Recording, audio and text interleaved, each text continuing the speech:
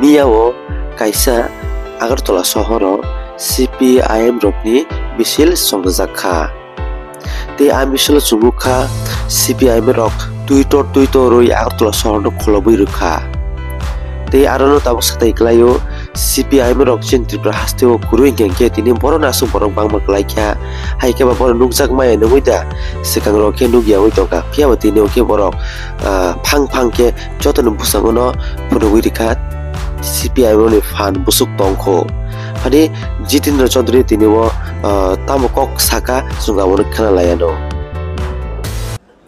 Umakanta academy স্কুলের প্রাঙ্গণ যে প্রাঙ্গণে 2023 সালের 12ই জানুয়ারি খোলা দিন বৃহস্পতিবার আজকের দিনে এই ত্রিপুরা রাজ্যের মাননীয় মুখ্যমন্ত্রী ডক্টর মানিক সাহা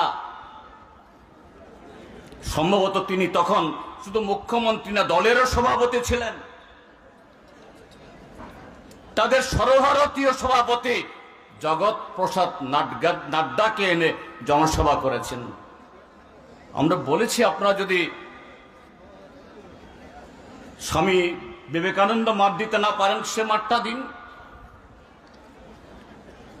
বলছেন জানাবো আজকে 2 সপ্তাহ পেরিয়ে গেল তার জানাবার সুযোগ হয়নি অগত্যা আমরা এই জায়গাটা চেয়েছি মাত্র গতকাল সকালবেলা গতকাল এখান থেকে প্রায় 20-22 ঘন্টা আগে মাত্র এই জনসভার জন্য আমাদের অনুমতি হয়েছে এরা অনুমতি না দিলেও আমরা করতাম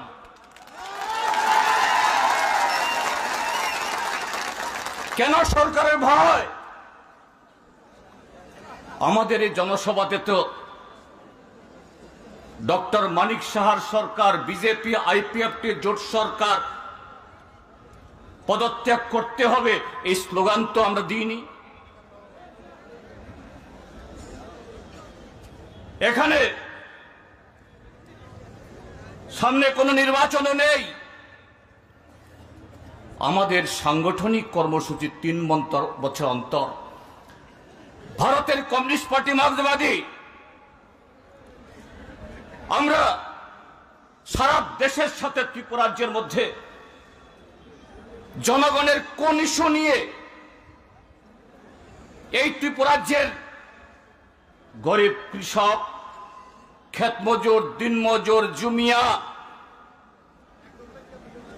এই ত্রিপুরা রাজ্যের বেকার যুবক এই ত্রিপুরা রাজ্যের খেটে খাওয়া মানুষ এই রাজ্যের শিক্ষক কর্মচারী দোকানি সমস্ত অংশের মানুষ গত 7 বছর ধরে ত্রিপুরা রাজ্যের মধ্যে মিথ্যার উপর ভিত্তি করে যে সরকারটা এসছে এই জগদ্দল পাথর তা থেকে কিভাবে গণতান্ত্রিক উপায়ে আমরা মুক্তি চাই আমাদের কি করতে হবে সে আলোচনাটা করতাম সরকারের বয়স তো আর 3 বছর আছে আমরা তো এই দাবি উঠাতাম না তাহলে কেন ভয়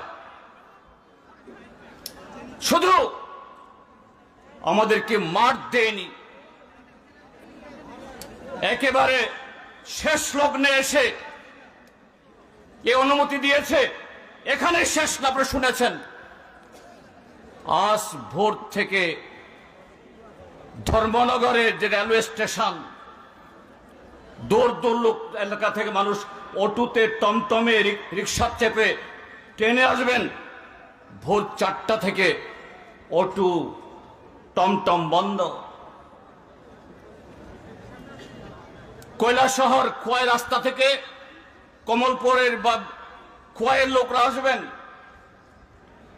বিকল্প জাতীয় সড়ক দিয়ে সেখানে পথ আটকে দেওয়া হয়েছে সাবরুম বিলোনিয়া শান্তির বাজার বিশালগড় জামপুই জেলা সর্বত্র বাধা বহু গাড়ির মালিক, গাড়ির শ্রমিক,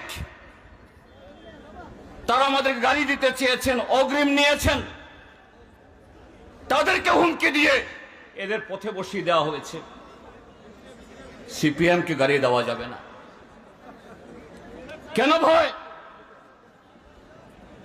তারা তো সুশাসনের বার্তা দেওয়ার জন্য কোটি কোটি টাকা খরচ করে পোস্টার ছাপায়, ফ্ল্যাগ ছাপায়, বড় বড় টেলিভিশন লাগিয়ে এদের ছবি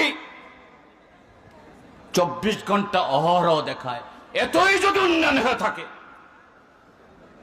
উন্নয়নের ত্রিপুরাজ্য ভেসে থাকে, কেন ভয় সিপিআইএম কে?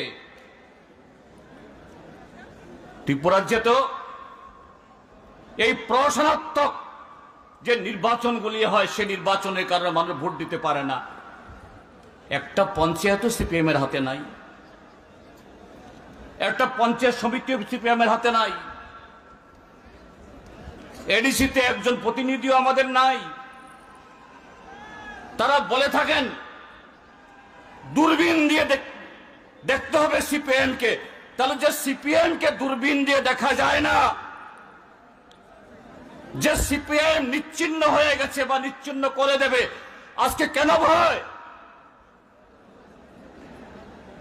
সুশাসনের দাবিদারী সরকার। আমাদের রাজ্যের মাননীয় মুখ্যমন্ত্রী নামের আগে লাগান doctor professor Manik Saha. Doctor বাবু, প্রফেসর বাবু, আপনি তো ত্রিপুরাজ্যের মুখ্যমন্ত্রী। আপনি শুধু বিজেপির মুখ্যমন্ত্রী না, আমাদের রাজ্যের মানুষের সাংবিধানিক অধিকার সুরক্ষিত রাখার দায়িত্ব আপনার। আজকে যেভাবে এই জনসভার আসার মানুষ যেভাবে আক্রান্ত হলো, খুমলুঙে রক্তাক্ত হলো, যেভাবে আপনার প্রশাসন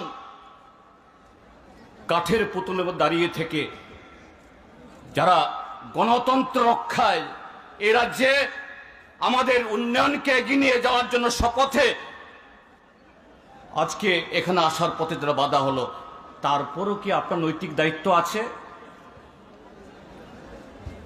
আপনার সিংহাসনে বসে থাকার, মুখ্যমন্ত্রী পদে বসে থাকার আপনার নৈতিক অধিকার আছে? আর এক মুহূর্ত আপনার সেই পদে থাকার আপনার অধিকার নেই।